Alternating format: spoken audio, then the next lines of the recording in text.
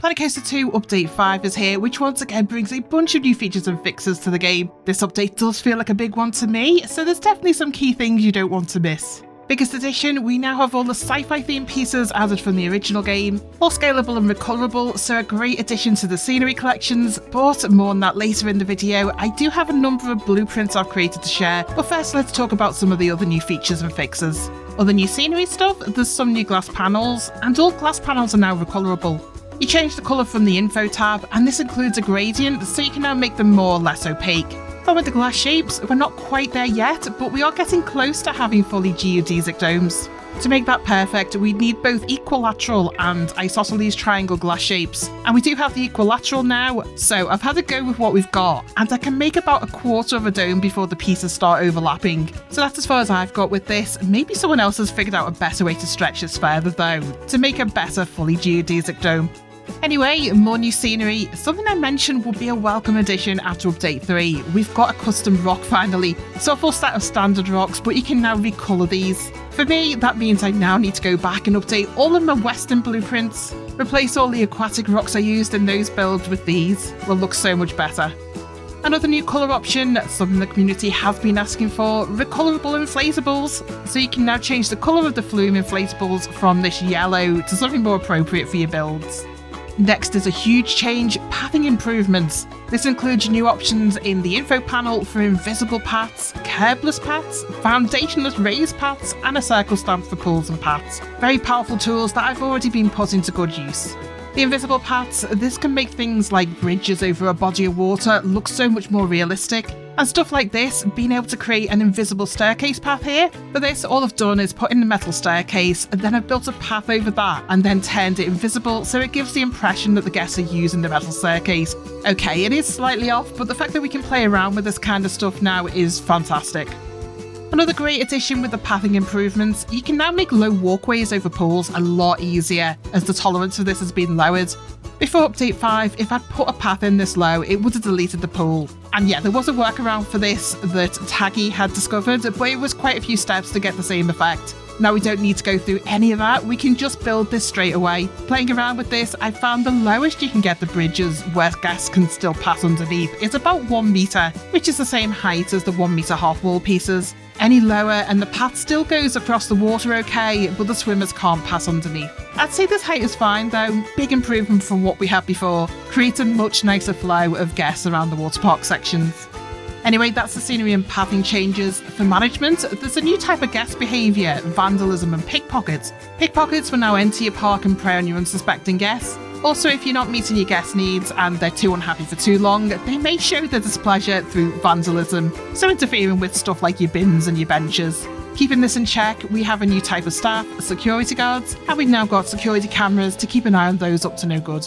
Anyway, talking about guests, an update with the guest info panel, the game will now give a reason behind guests' particular mood. So clicking on a guest and checking out what mood they're in, it'll now tell me why they're feeling how they're feeling. Now with this, I think it's meant to make it slightly easier to see what's wrong in your park. Obviously, if a guest's in a bad mood about something, they'll let you know in this info panel. But a problem I found, guests that are very unhappy, 9 times out of 10, for me at least, this is always with guests that have glitched out and are wandering idle around the park. So there's nothing I can do to fix that, even though I know why they're mad. They're just going to continue wandering idle until the pathing corrects itself. So a nice feature, but in some cases, it doesn't help. Something else new with the guest info tab, the ride tolerances tab has got more specific. Fear and nausea tolerances, it's now really clear what your guests will and won't tolerate. I didn't see this mentioned in the changelog, but I hadn't spotted it before, so I'm assuming this is new for Update 5. Couple other fixes to do with guest behaviours, issues with the guests not using the sun lounges. This is very much fixed, most of the sun lounges here are always full now. There's also been a fix with the lazy rivers. I'd noticed this one, nobody was using the lazy rivers, and yeah, this doesn't appear to be a problem anymore. Now, as we briefly touched on before, the issues with guests regrouping, apparently there has been a fix with this for Update 5. So to check this out, I set up a test park and I've let this run for a few days to see whether this is still happening. What I found is, while the problem is a lot less obvious than before the update, I am still noticing the odd guest here or there is still stuck wandering. And yeah, I feel like this still has something to do with the regrouping. I think sometimes a guest pathing glitches out when they're trying to regroup, and I found that if your park is quite large, when they glitch out, the pathing directs them to a far-reaching corner of your park. So they will walk all the way to some far-reaching corner, then they'll turn around and walk all the way back, then finally find their party and regroup. This test park, I deliberately set this up so the ride section was far away from the water park, and I wanted to check out if guests in swimwear still made it up here when they have no business being up in this end. And yes, a lot of them still were, but I found a fix for this. I've taken out the path. There was a big main path that stretched all the way down here, but I've taken that out and instead I've put in a bus route. So the ride section is now completely isolated from the water park, and that means water park guests that have glitch pathing, they're now restricted to wandering just the water park section, so they're regrouping with their party much faster than when they had free access to the whole park. Anyway, that was a long explanation to say the issue with guests wandering idle. They're saying it's fixed with this update, but while it is less than before, there's still some blazing issues to be worked out with this, I think. Oh, and update on the concrete swim team, where guests get stuck swimming in the concrete at the edge of the pool. I do check this every update to see if it's fixed. And, well, I've let this park run for 5 days, and so far I've only had one guest get stuck in the concrete, so it's still an issue, but to a much lesser extent than before as far as I can tell.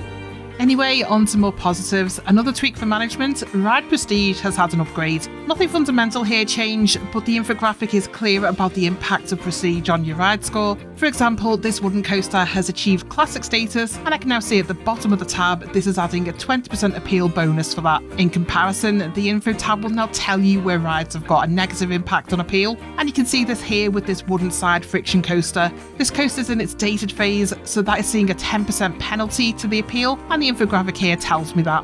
So onto the coaster stuff, there's 2 more D-themed coasters, wooden hybrid steel rails and wooden hybrid steel topped. There's also another completely new ride to the game, which I'm guessing some people will be very happy to see, Vector Return Mark II. Also something else with the coasters, water rides have also had an upgrade to their visuals. I think the water physics for this has been tweaked to behave more like water should. Personally, I can't see much of a difference here, but I didn't see a problem with the previous look either. My eyes are just oblivious to this problem. I'm aware others weren't happy with how the water looked on the coasters though, so I'm guessing for some people this is a good upgrade. Anyway, once again, big thank you to Frontier for providing me early access to look at Update 5. As per usual, this has given me a window of opportunity to create some new blueprints with the new scenery pieces, so this is what I've come up with.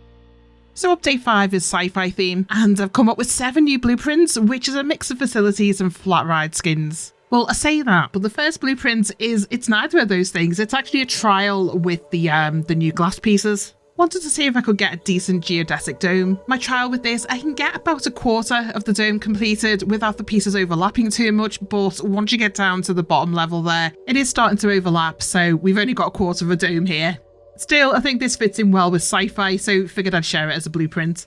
Next is a kind of space hub for, well, this is an information centre and a toilet. I say, I found with the sci-fi pieces, it works better just merging pieces together and seeing how it looks. Now with some of the other themes, you're better off doing structured buildings, using the wall structures and stuff. With this, it's like playing with Lego, just stick things on and see if it fits. One element I do love with the sci-fi pieces is using the panels as flooring. So using this alongside the new pathing tools where you can take up the curbs and stuff, it works super well.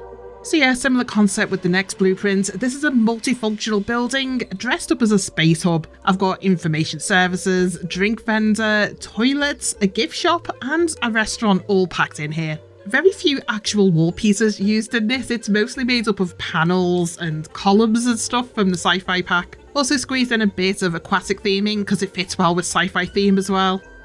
Anyway, inside the restaurant, it's a big open space and making use of the landing deck above this for the roofing. Kept this open and added light with these big windows, which is made out of the coaster doors. The outside elements to keep this more varied got 4 different levels, so ground obviously, then the restaurant, then we've got a sort of storage area for the 3rd level and landing deck at the top. Hopefully did a good job with this, first time building a spacecraft I think, so gave him my best effort. So yeah, that's the facilities hub. Next we're on to the ride skins. This is the Screaminator drop tower and I thought this fit in so well with the sci-fi theme, couldn't not use it. Many panels gone into this build, and I can't quite explain what it's meant to be. It's sort of a cross between a launch pad and an energy generator or something. Let's call it an alien technology or something that can't be understood by our tiny human brains. That sounds good. Yeah, it's my excuse and I'm sticking to it. I felt that all the mechanical noises this thing makes and the sheer power of it fits so well with sci-fi. Who cares what it's really for? It's just fun.